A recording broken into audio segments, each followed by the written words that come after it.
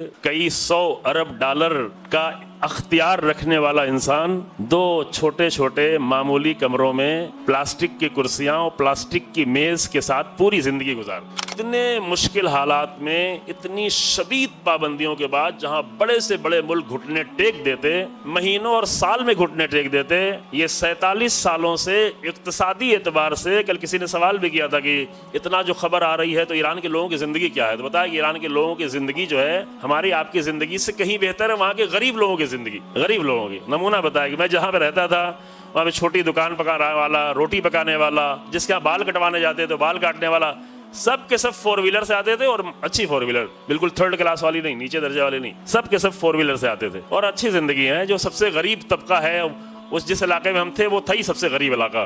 खाक फरज तो खाकी मकानात भी थे, अभी भी है वहाँ पे, तो वो कुम का सबसे गरीब वाला हिस्सा था। लेकिन वहाँ पर जो सबसे गरीब में से भी सबसे गरीब लोग थे, जो छोटी छोटी दुकानें, नाई की दुकान, रोटी की दुकान और परचून की दुकान रखने वाले, उन सब के पास 4 व्हीलर थी, सबके पास थी 4 व्हीलर। तो उनका स्टैंडर्ड ऑफ लाइफ इतना है। अब ये ठीक है, हाँ मुश्किलात होती हैं, करेंसी को डाउन करने के लिए बड़ी बड़ी प्लानिंग की जाती है, बहुत सारे मसाइल होते हैं, लेकिन जिंदगी ऐसी है। इतने बार, इतने ज्यादा सैंक्शन के बाद ये IRGC है जो पूरे ईरान के आधे इक्तिसाद को वो संभाले हुए, पूरे मुल्क के, जो आर्मी भी नहीं है। अब चूंकि IRGC जो है वो रहबर के अंडर में होती थी, तो यही प्रोपेगेंडा हो रहा था कि IRGC के तो यहाँ पे ये है, तो वहाँ पे ये है, तो वो बिजनेस है, वो पेट्रोल का बिजनेस, वो फलां के बिजनेस है, तो कई 100 अरब डॉलर के मालिक हैं, तो फिर रहबर भी कई 100 अरब डॉलर के मालिक है। इस एतबार से ये प्रोपेगेंडे करते थे। लेकिन अभी पूरी दुनिया ने देख लिया कि कई 100 अरब डॉलर का अख्तियार रखने वाला इंसान दो छोटे छोटे मामूली कमरों में प्लास्टिक की कुर्सियां और प्लास्टिक की मेज के साथ पूरी जिंदगी गुजार।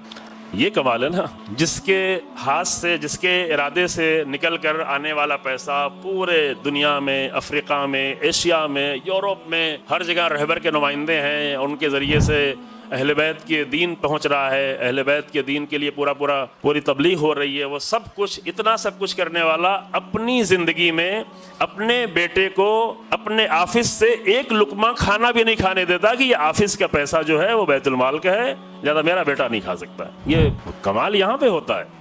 और ये कमाल कहाँ से मिलता है? ये कमाल उन्हीं किरदारों से मिलता है जो हमारे तारीखी किरदार हैं। कि ठीक है तलहा ज़ुबैर, तुम्हें बात करनी है, बात करो, लेकिन ये चिराग बुझा देते हैं, चूँकि अभी हमारी आपकी पर्सनल बात है, और ये चिराग जो जल रहा है वो बैतुल माल का चिराग। ये नमूने हैं।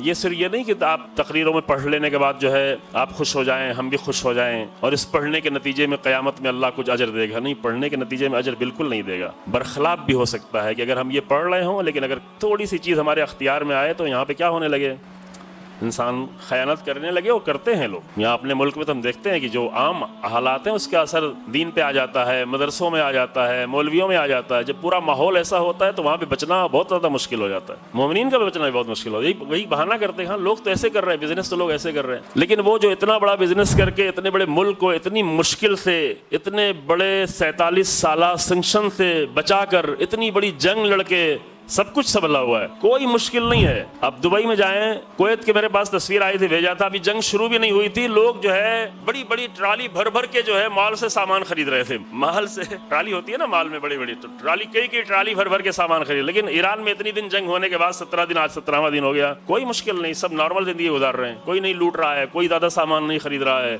सब मुतमईन है। असल तो अल्लाह की मदद है, यकीनी तौर पे असल में अल्लाह की मदद है। अल्लाह ने इत्मीनान दिया है, अल्लाह ने दुश्मनों के दिल में खौफ बिठाया है, अल्लाह की नुसरत शामिल हाल है। लेकिन अल्लाह की मदद किसी जरिए से होती है। वो जरिया किसको करार देता है? एक फौज के लोग आकर इतना ज्यादा इक्तिसादी काम करें। ये इक्तिसादी काम कैसे हो सकता है? ये इतना बड़ा इक्तिसादी काम, इकोनॉमिकल कामयाबियां भी ये कैसे हो सकती है? ये अपनी तनख्वाहों के लिए नहीं हो सकती, ये अल्लाह के लिए किया जाए तो ही हो सकता है।